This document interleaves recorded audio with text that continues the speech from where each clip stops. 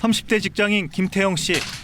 임신 중인 아내가 두통을 앓을 때 무슨 약이 좋은지 AI 챗봇에게 묻습니다. 의사보다 AI를 먼저 찾는 겁니다. AI 같은 경우는 사실 24시간이 돌아가고 있기 때문에 궁금한 질문들을 하게 되면 한 번에 좀 알 수 있도록 정리를 해주다 보니까 실제로 챗GPT를 통해 매주 의료 건강 상담을 받는 전 세계 이용자가 2억 명이 넘었고 전체 챗GPT 메시지의 5% 이상이 의료 관련 내용이었습니다. 얼마나 믿을만 할까? 두통이 잦은 40대 주부 박혜리 씨의 AI 상담 내역을 살펴봤습니다. 인공지능이 바로 병원에 가야 하는 신호로 극심한 두통을 알려주는데 곧이어 완화 방법도 일러줍니다. 더 혼란스러워요. 병원을 이러면은 가지 말고 일단 쉬라는 건가? 진통제를 먹으면서 버텨보라는 건가? 그럴듯한 설명이 오히려 판단을 어렵게 만드는 겁니다. 심지어 의료 현장에선 의사를 놔두고 AI와 상의를 하다 심각한 질환을 놓칠 뻔한 경우도 있습니다. 진료를 다 모시고 나가셔서 제 얘기를 AI한테 물어보십니다. 그래서 AI가 아니라 그러면 다시 들어오세요. 환자분은 분명히 검색하셨을 때 열이 나고 몸살기가 있어서 감기라고 진단을 하시고 오셨는데요. 실제로는 폐혈증이었습니다. 더 AI가 판단하는 걸로 믿으시다가 큰 병을 놓치실 수 있습니다. 실제로 미국 스탠퍼드대와 하버드대 연구팀이 주요 인공지능 모델들의 의학적 권고를 분석한 결과 전체의 22%에서 심각한 위해 위험이 있는 것으로 나타났습니다. AI가 확률적으로 가장 흔한 답을 제시하도록 설계돼 대부분 별거 아니라거나 지켜보면 괜찮아진다고 조언했기 때문입니다. 게다가 없는 답을 지어내는 AI 환각 현상도 환자를 위험에 빠뜨릴 수 있습니다. AI 챗봇들은 기존에 있던 의학 지식들을 알려주는 데는 최적화가 되어 있습니다. 그렇지만 사실 의학적인 가치 판단의 문제는 이런 단순하게 다음 단어를 예측하는 문제가 아닙니다. 이제 생명이 위중할 수도 있는 그런 상황들을 고려해서 종합적인 판단을 내려야 됩니다. 전문가들은 AI를 의사 대체 수단이 아니라 진료를 돕는 도구로 활용해야 한다고 조언합니다. 본인 증상이나 복용 약물 등 진료 시 의사에게 물어볼 내용을 정리하는 데 쓰는 것이 현명한 이용법입니다. 또 괜찮다는 AI 말에 안심할 게 아니라 당장 병원에 가야 할 기준을 묻는 식으로 따져보는 게 중요한 순간에 도움을 받는 방법입니다.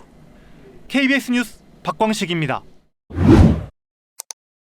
간단한 안저검사를 받는 이 환자. 심장 관상동맥에 별 문제가 없다는 진단을 받았습니다. 눈 속 혈관에 쌓인 석회의 미세한 차이를 AI로 분석해 심장 혈관의 이상 유무를 진단한 겁니다. 기존엔 CT 촬영 등으로 일주일에서 한 달까지 걸리던 검사와 진단이 단 2분으로 줄었습니다. 여러 가지 비싸고 번거로운 검사들을 통해서 알 수 있었던 심혈관 질환 위험도를 굉장히 간단한 검사를 통해서 뇌졸중 의심 환자의 MRI 판독에도 AI가 활용됩니다. 육안으로 쉽게 구분하기 어려운 미세출혈 등의 이상 징후를 AI가 포착해냅니다. 여기를 딱 찍었어요. 이 위치랑 지금 딱 맞는 위치거든요. 입원 환자의 호흡과 맥박 관리는 물론이고 고도의 전문성이 필요한 진단 영역까지 의료 현장에서의 AI 활용은 갈수록 늘고 있습니다. 최근 조사에서 의사 2명 중 1명꼴로 업무에 AI를 활용 중이라고 답했습니다. 하지만 AI의 진단을 얼마나 신뢰할 수 있는지, 또 만에 하나 오진일 경우 책임은 누구에게 있는지 등에 대한 법적 기준은 아직 불분명합니다. 보조와 같은 시스템이기 때문에 모든 책임은 의료진에게 있다고 보는 게 맞을 것 같습니다. 설명 의무 그리고 의무 기록을 정밀화해서 쓰는 것들이 필요할 것 같고요. 관련법 정비는 물론 의료 AI에 대한 사회적 합의 등의 과정을 서둘러야 한다고 전문가들은 지적합니다. KBS 뉴스 전현우입니다. 89이 어르신은 1년 전부터 AI와 함께 생활합니다. 침대에 누워서 전등을 켜고 끄는 건 물론 불 켜줘.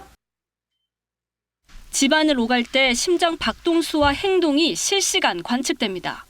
낙상 등으로 평소와 활동량이 달라지면 담당 생활 지원사에게 곧바로 알립니다. AI와 집안 곳곳에 설치된 센서가 어르신의 음성과 행동 패턴을 학습한 덕분입니다. 한 번 이렇게 넘어졌더니 딱 전화가 왔잖아. 왜 떨어졌니 침대에서. 벌써 선생님이 전화가 와. 아유, 그래서 내가 이렇게 신기한 세상에 살고 있구나. 서울 서초구에서 재작년부터 순차적으로 시작한 이 서비스는 현재 190여 가구가 이용 중입니다. 생활지원 선생님들이 한 분당 15분 정도의 어르신을 보통 담당하고 케어하시는데요. 사람은 할 수 없는 24시간 동안 어르신을 감지를 통한 케어를 진행하고 AI는 노인 심리 상담 등에도 폭넓게 활용되고 있습니다. 서울시 상담센터 내 상담사 20명가량이 처리하는 전화 상담은 연간 4만 건. 어떠한 어려움들 때문에 전화 주셨는지 편하게 이야기해 주시면 될 것 같아요. 야간 시간대나 인력 부족의 한계를 24시간 AI 상담사가 상당 부분 채우고 있습니다. 반복적 소모적 업무를 자동화한다든지 또 AI를 활용함으로 인해 가지고 시너지를 모색할 수 있을 것이라고. 돌봄 사각지대를 메울 해결책으로 주목받는 AI. 세계 AI 헬스케어 시장은 해마다 40% 이상 성장할 것으로 보입니다. KBS 뉴스 황정호입니다. AI 인공지능이 탑재된 구급차입니다. AI가 환자 상태에 따라 응급 환자를 분류하고 어느 병원으로 이송할지 판단합니다. 인근 병원들과 실시간으로 환자 상태에 대한 정보도 주고받습니다. 이르면 내년부터 대구 경북 지역에 이 시스템이 시범 적용되면 이른바 응급실 뺑뺑이를 막을 수 있을 것으로 기대됩니다. 현장에서 일어나는 전체 데이터를 의료진이 실시간으로 볼 수 있게 됨으로써 아무래도 환자 수용 여부를 결정하는데 훨씬 더 편할 수 있을 것 같습니다. 1분 1초를 다투는 응급실에선 AI 덕분에 퇴실 기록지 작성 시간이 절반으로 줄었습니다. 유입되는 환자들과 환자 처치에만 집중을 할 수가 있어서 그런 점에서 많이 도움이 되고 있습니다. 진료 기록 작성도 인공지능이 대신합니다. AI 녹음기가 의료진 대화를 기록하고 요약까지 해줘서 회진 때마다 손이 바빴던 전공의들이 여유가 생겼습니다. 예전에 1시간 걸리던 거를 지금 한 10분, 20분 만에 할 수 있습니다. 이 인공지능 시스템은 파킨슨병 환자의 움직임을 분석해 운동 기능을 평가합니다. 정확도가 개선돼 상용화되면 물리치료사뿐 아니라 환자에게도 도움을 줄 수 있습니다. 집에서 시간적, 공간적 제약 없이 이런 AI를 통해서 건강 관리를 하면은 좀 더 효과적인 재활 프로토콜을 통해서 진전이 되지 않을까. 의료계에선 인공지능 의료사고의 경우 누가 책임을 질 것인지에 대해 명확한 기준을 세워야 한다는 목소리가 나옵니다. KBS 뉴스 진선민입니다. 명문대 출신 비뇨의학과 전문의라고 본인을 소개해온 남성. 유튜브 광고에서 전립선 비대증 영양제를 추천합니다.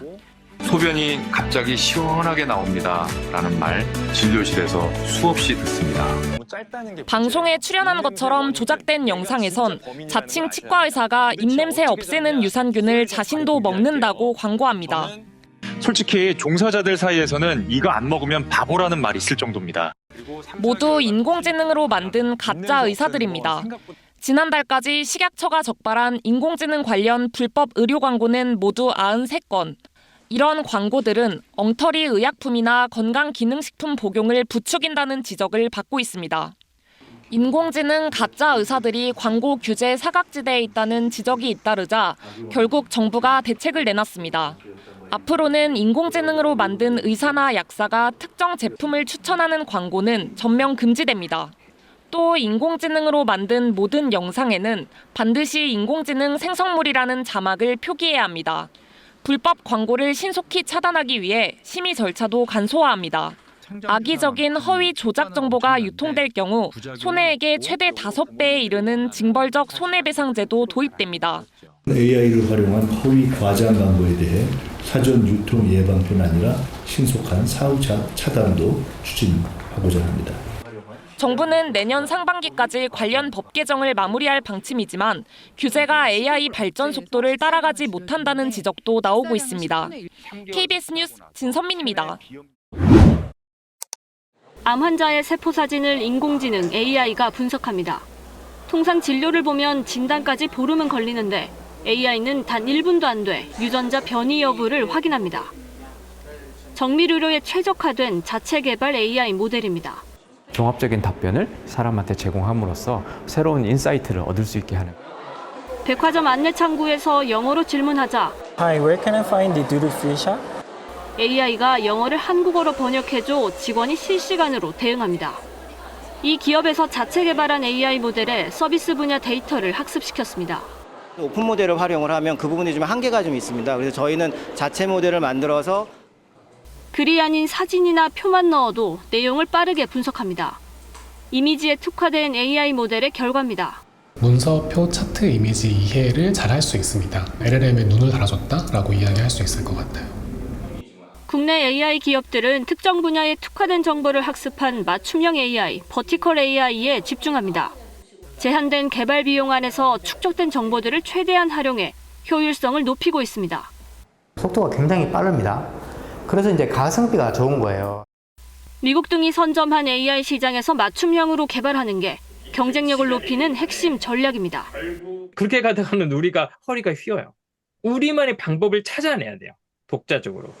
정부도 독자 AI 모델을 만들기 위해 유망 기업에 3년간 GPU와 데이터 등 2천억 원을 지원하는 사업을 시작했습니다.